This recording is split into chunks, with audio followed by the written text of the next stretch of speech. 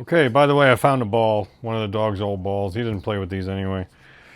And so I'm going to take one of the intakes. Now, when you get these new valves in, you definitely want to check these to make sure they're not bent. I put them in a lathe and spin them up. If there any wobble at all, I'll put an indicator on them. This one did not wobble. And then see if it's within spec. It is not unheard of to have valves come right out of the box or a package.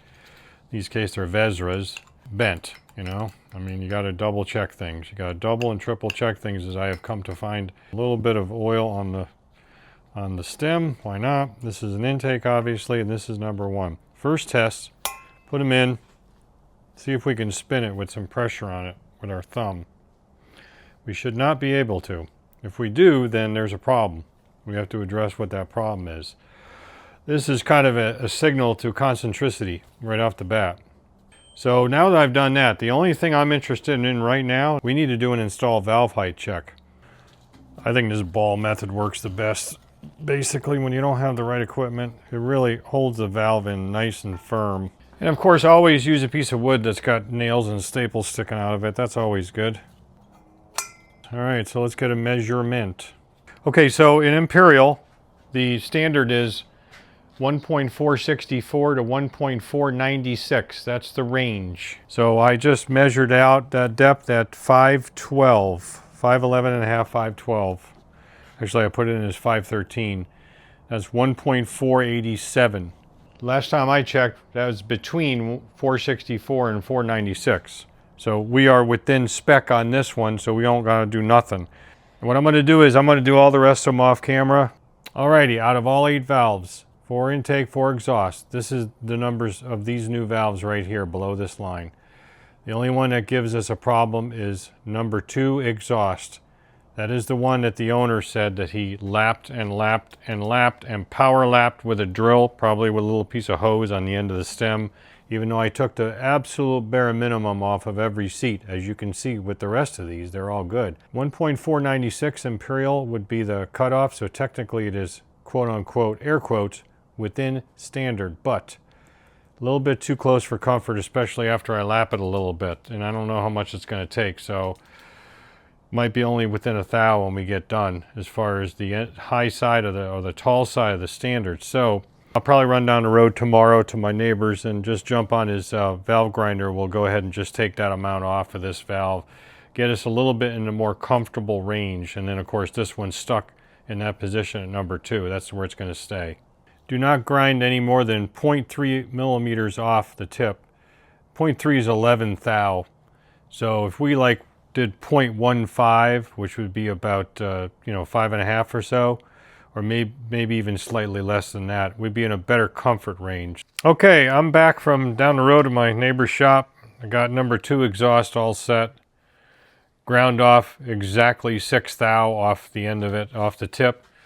The maximum you can take off, and of course this is a new valve, so it would apply to this. 0.3 millimeters, so 11 thou. I figured I'd split that in half. So this thing started at 3.510 as far as the length. And right now we're at 3.504. So I took off 6 thou, there it is, 504. I did the install valve height again on number 2 exhaust, and it came in bang on where I expected it to be. So it's in line with all the others. There's also a standard from the end of the valve, or the tip of the valve, to the top of the keeper groove. And that can't be any less than, and converted over into Imperial, 0.165. And right now this is about 180. So we are above that, no problem. And this is not the most accurate measurement because, you got to kind of do it by eye.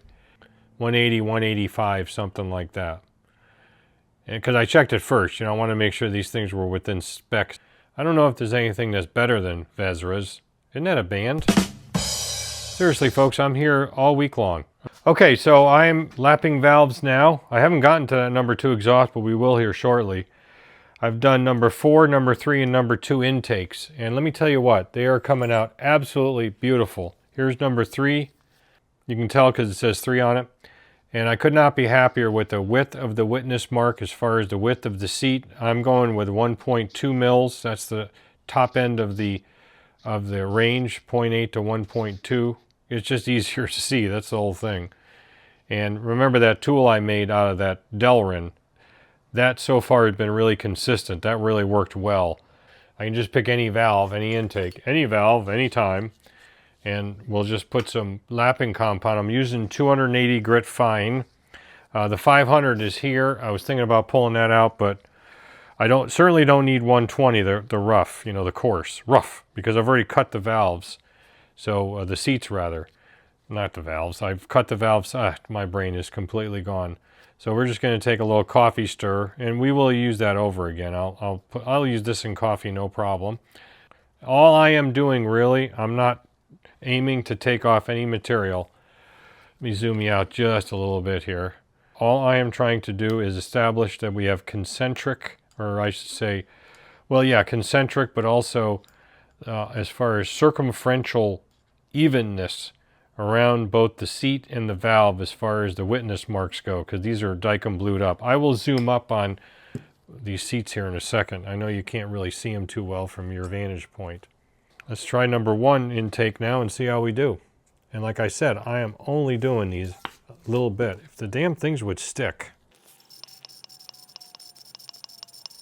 So maybe 30 seconds to a minute of this for each one.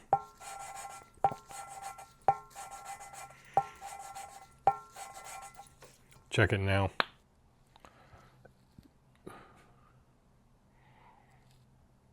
It's not the easiest thing to see because you lack contrast. But not you. This lacks, well, you know what I mean. I like the location of it. It's slightly up toward the outer edge, which is pretty much where you want it. And yeah, she looks beautiful.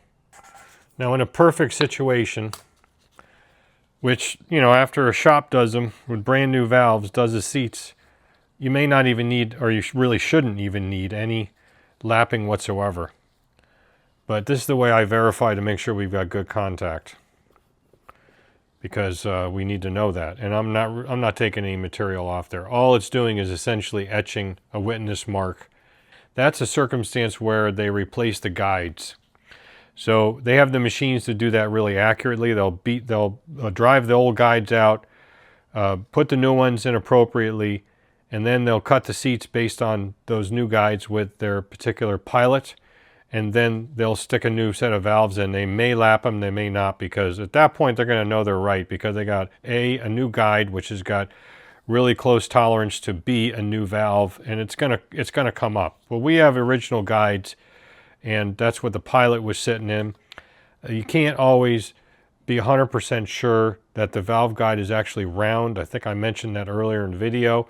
So when the pilot goes in, is it cocked a little bit? Is it not exactly straight up to obtain concentricity with the seat, you know, in that particular position? Basically, you kind of guess at that point, because you may have some worn guides. But I think I mentioned before, when I had the other valves in, even there's just not a lot of wiggle on these. So these guides are actually in really good shape, and I suspect that at one point they may have been replaced. I'm going to go ahead and get to the other exhausts. When I get back down here to number 1 exhaust, we'll pick the camera back up and I'll do this one.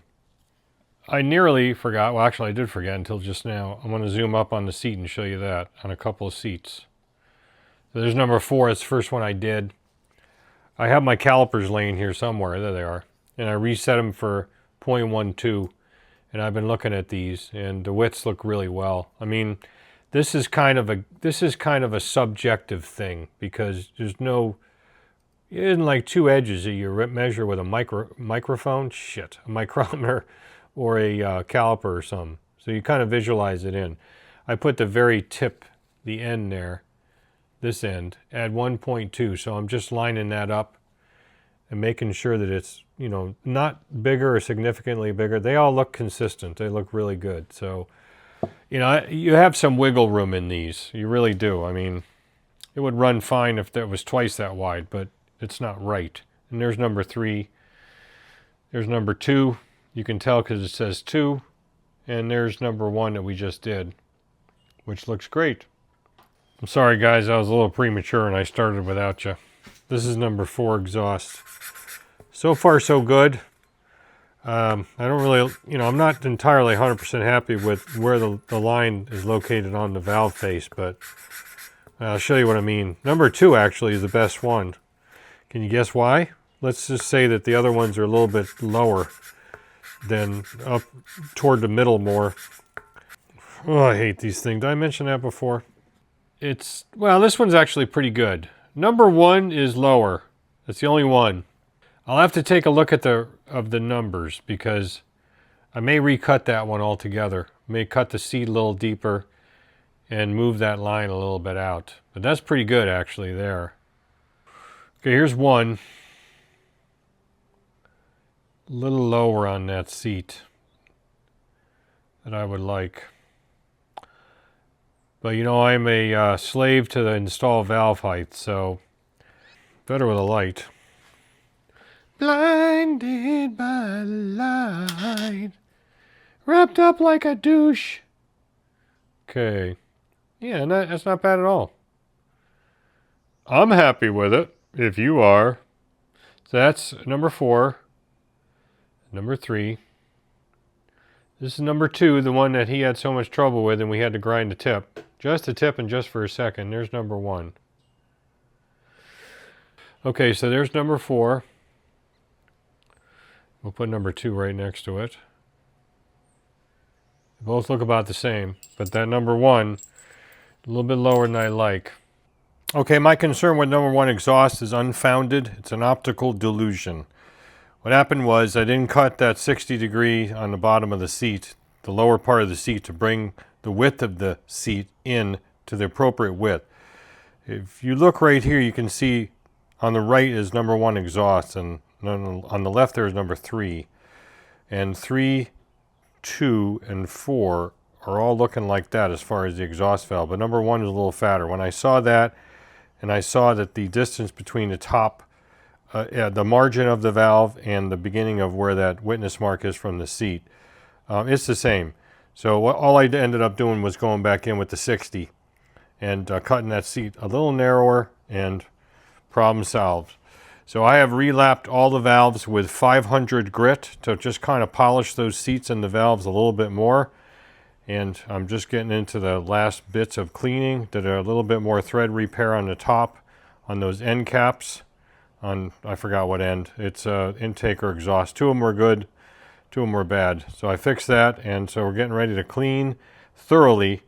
And then we'll set it up. Well, I'll probably end up just putting it back together off camera, to be honest with you. I mean, it's no big exciting thing just to put valves back in. With new valve stem seals, of course. And once I get that all back together, then we'll mount her up on Dad's old bench after I clean off the absolute disaster over there. I'll show you what I do as far as kind of a rig that I set up, where I can put the cams in one at a time, torque the cam caps down, and actually set the valve clearance for them. And then we just appropriately identify the bucket and the shim for a particular cylinder. All he's got to do is put it back in the right place when he gets it back home, and he doesn't have to worry about that. So that's what we'll be doing next, so stand by.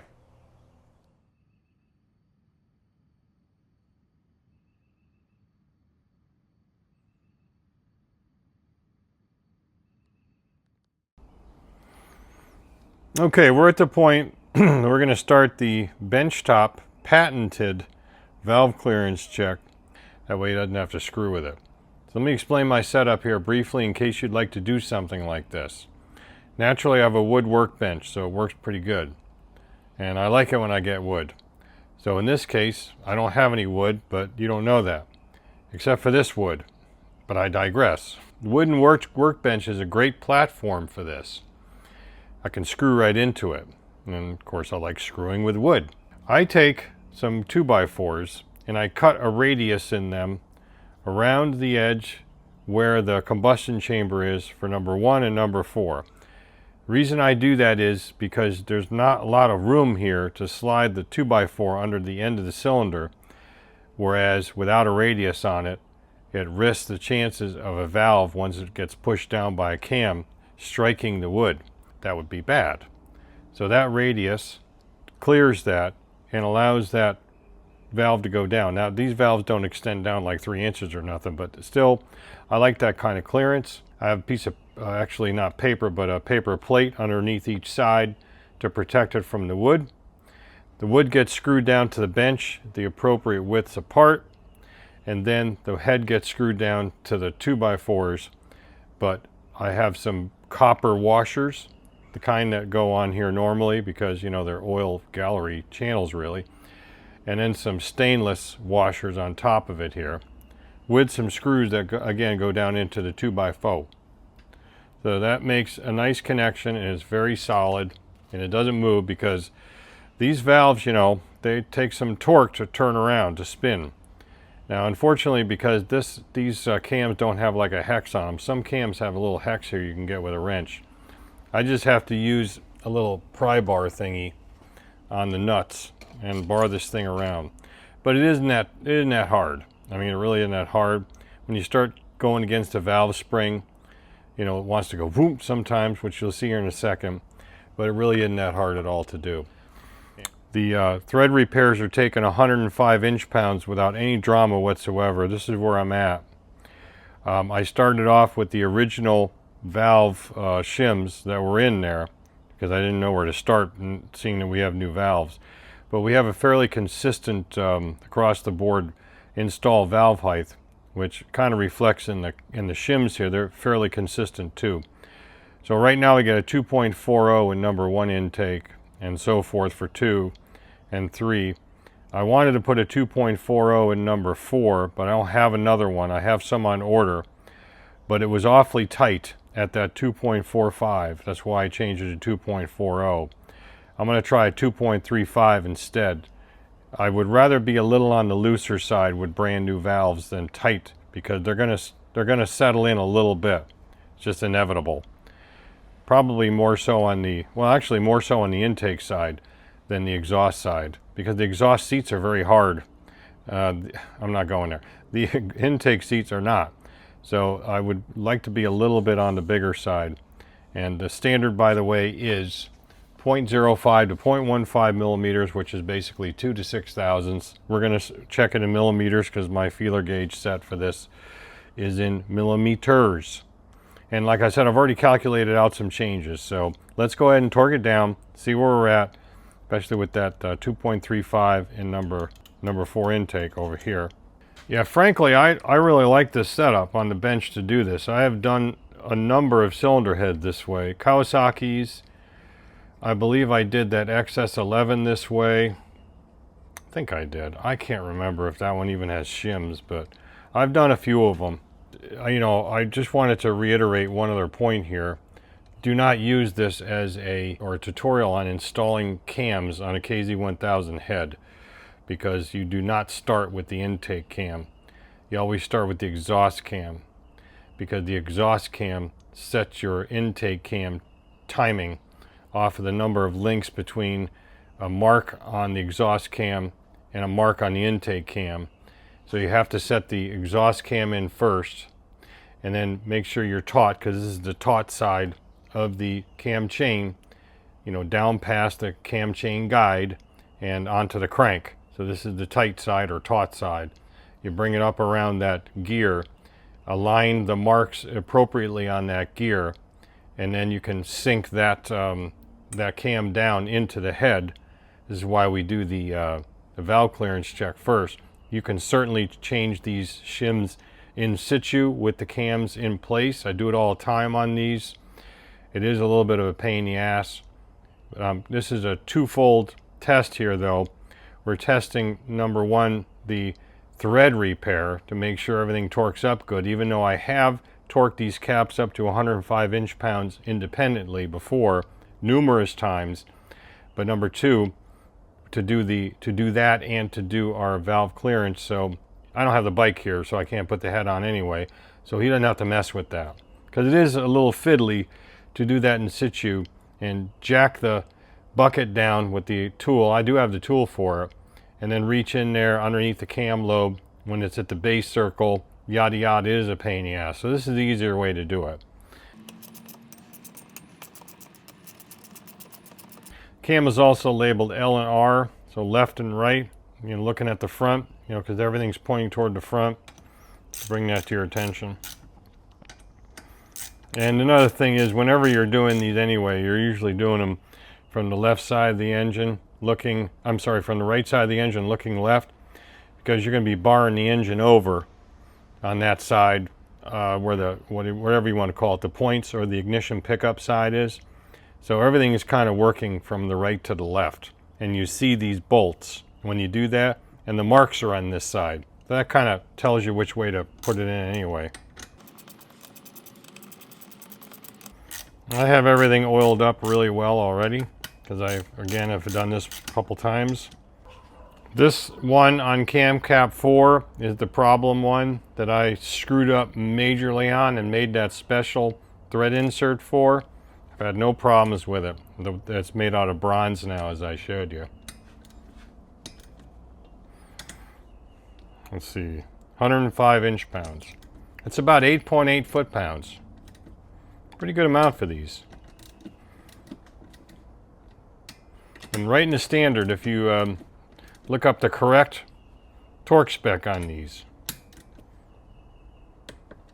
1, 2, 3,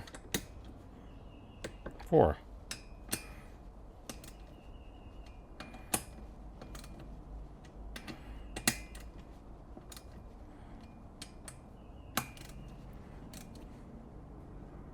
One, 2, 3, 4. I got my strap wrench in here. It's a little wide, but it works pretty good. And I think it's just a little less, I don't know, Neanderthal than doing it the way I was doing it before. Since we've got number 3 up here in the base circle, let's go ahead and check that.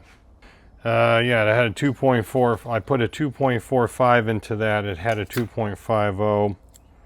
Let's go to 0.1 and see where we're at. Got a little drag. Just a tiny bit. Let's go. Unfortunately, it jumps up to 0.15, which won't go in. Actually, that's pretty good then.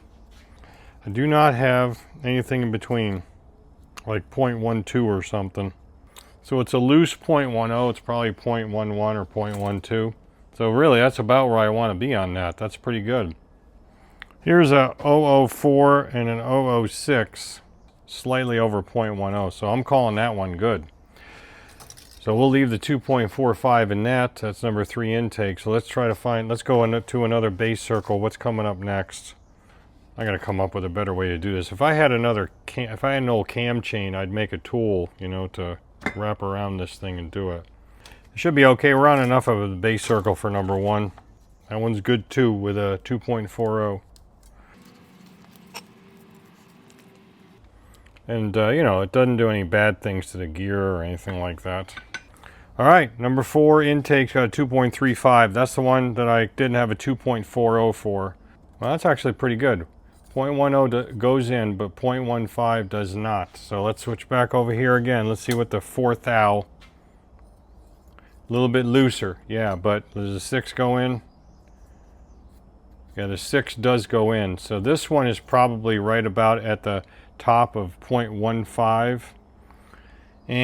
It's a little, well, it's not terrible. We could use it. I'm surprised this 0.15 here doesn't go in the same way. Oh, it does. Okay. Yeah. So we're going to have to get a 2.40 for this, as I anticipated from the previous measuring. But I'm not going to even have to measure it after that. I know it's going to come in right. So I'll just write that down, and I have some on order. And we're going to call it good for the intake side here. Get the exhaust side done off camera. But meanwhile, we'll just kind of leave it set up like this, and we'll see you then.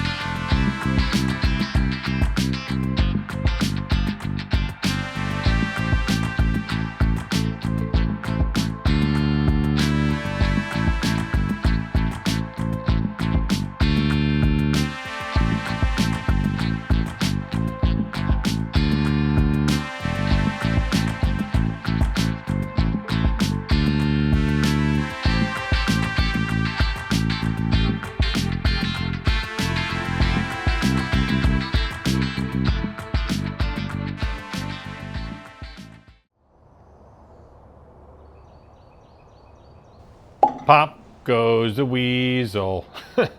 Hey guys, this is the end of video 2, obviously. I hope you enjoyed video 1 and 2 on this KZ1000 1983 police bike.